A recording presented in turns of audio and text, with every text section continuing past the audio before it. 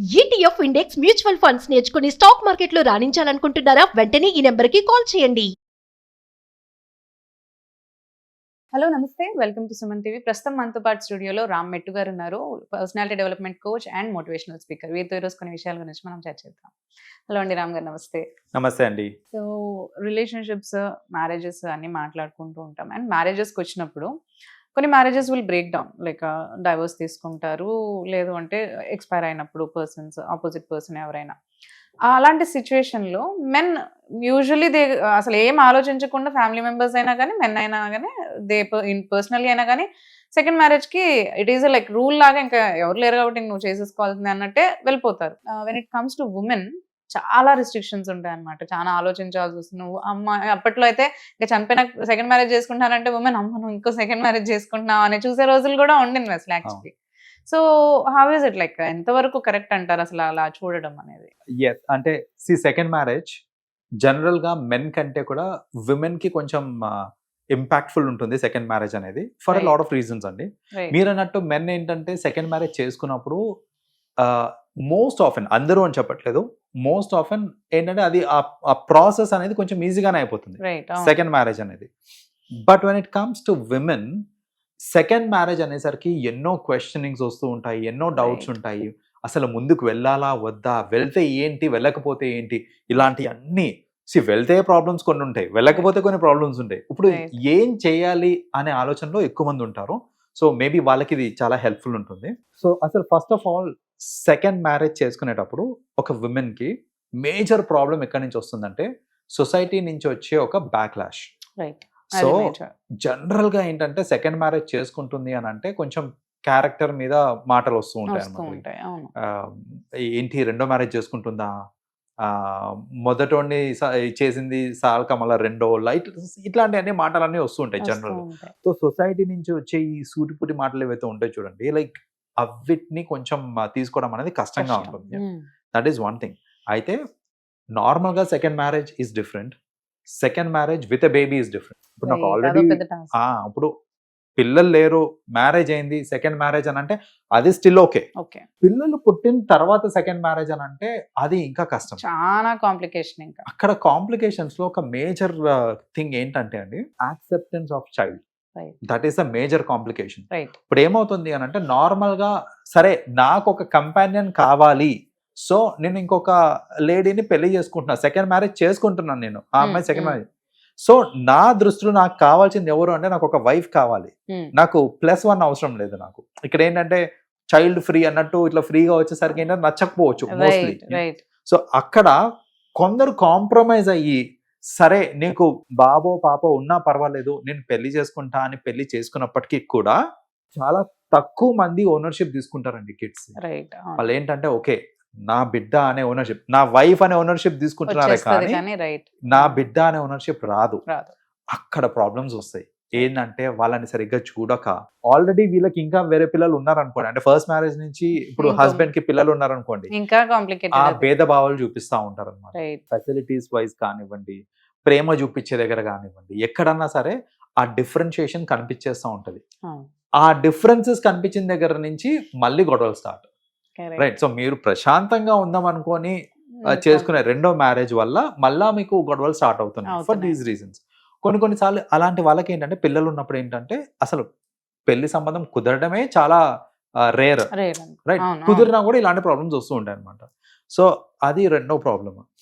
Third problem ఏంటంటే ఇలా second marriage చేయడం వల్ల జనరల్ గా ఇప్పుడు ఫస్ట్ మ్యారేజ్ నుంచి ఏదైనా కిడ్ ఉంటారు చూడండి, వాళ్ళ మీద అధికారం ఎక్స్ హస్బెండ్ కి ఉంటుంది. సో ఎక్స్ హస్బెండ్ కలవచ్చు, మాట్లాడచ్చు, మీట్ అవ్వచ్చు, ఇవన్నీ కొనియాలంటే కొనియచ్చు.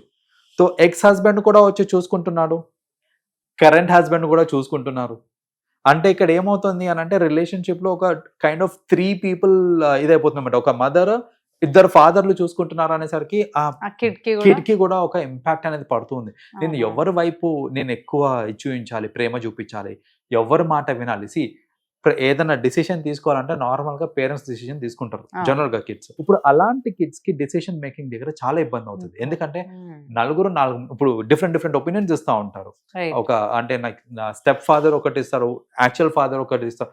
మదర్ ఒకటి అంటారు, నాకు ఒకటి ఉంటుంది చేయాలనేసి. సో బేసిక్గా డెసిషన్ మేకింగ్, ఆ సైకలాజికల్ ఇంపాక్ట్ అనేది ఎక్కువ పడుతుంది అనమాట. సో ఈ సెకండ్ మ్యారేజ్ వల్ల ఏంటంటే కిడ్స్ మీద కూడా ఇంపాక్ట్ అనేది పడుతుంది, because of the previous husband కూడా ఉన్న అధికారం వల్ల అనమాట. మోస్ట్ ఆఫ్ ది అంటే యాక్చువల్గా సెన్సస్ ప్రకారం చూసుకుంటే, ఒక సర్వే ప్రకారం చూసుకుంటే, సెకండ్ మ్యారేజెస్ ఏవైతే చేసుకుంటారో చూడండి, దానికి ఫెయిల్యూర్ రేట్ ఎక్కువ, సక్సెస్ రేట్ కంటే కూడా ఫెయిల్యూర్ రేట్ ఎక్కువ. సో ఈ ఫెయిల్యూర్ రేట్ ఎక్కువ అవడానికి ఇప్పుడు నేను చెప్పిన రీజన్స్ అన్ని ఒక రీజన్.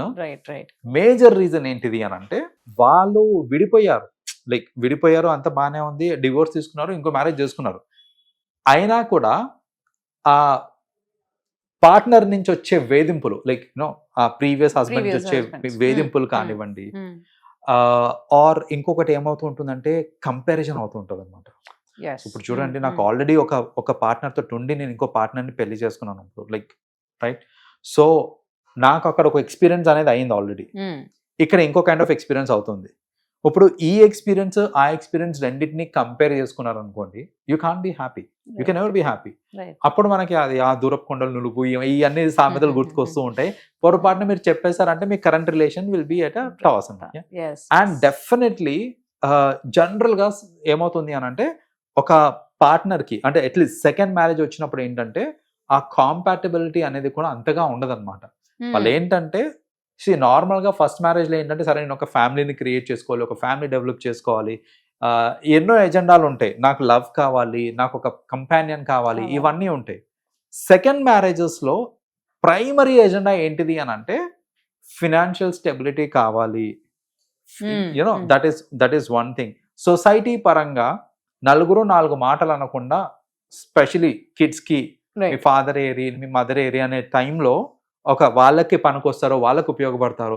సో ఇవన్నీ ఏంటంటే మనం ప్రాక్టికలీ ఆలోచించి చేసుకునే పెళ్లి, రెండో పెళ్లి మోస్ట్ ఆఫెన్, రైట్. సో అలా రెండో పెళ్లిలో ఏంటంటే ఇమోషనల్ కంటే కూడా ప్రాక్టికల్ ఎలిమెంట్స్ ఎక్కువ ఉంటాయి కాబట్టి ఫాలో పార్ట్ అయ్యేదానికి ఛాన్సెస్ ఎక్కువ ఉంటాయి అనమాట ఈ సెకండ్ మ్యారేజ్. బట్ ఇప్పుడు దాకా నేను చెప్పిన డిసడ్వాంటేజెస్. అడ్వాంటేజెస్ పరంగా చూసుకుంటే కనుక, లైక్ ఏంటి సెకండ్ మ్యారేజ్ వల్ల ఒక మహిళకి ఏమి అడ్వాంటేజ్ ఉండొచ్చు అని అంటే, ఫస్ట్ ఆఫ్ ఆల్ ఒక ఇమోషనల్ సపోర్ట్ అనేది, ఒక మంచి వ్యక్తితో సెకండ్ మ్యారేజ్ అయింది అనుకోండి, ఖచ్చితంగా మీకు ఇమోషనల్ సపోర్ట్ అనేది.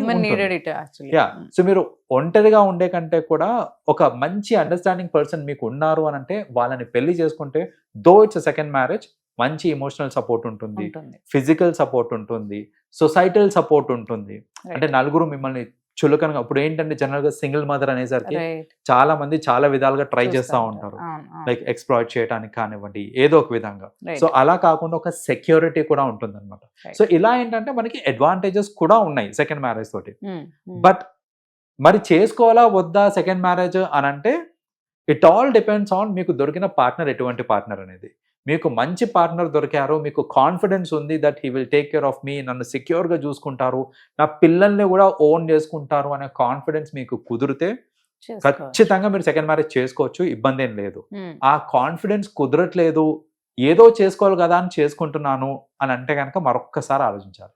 థ్యాంక్ యూ అండి, thanks for sharing all your views with us. Thank you so much. Welcome అండి.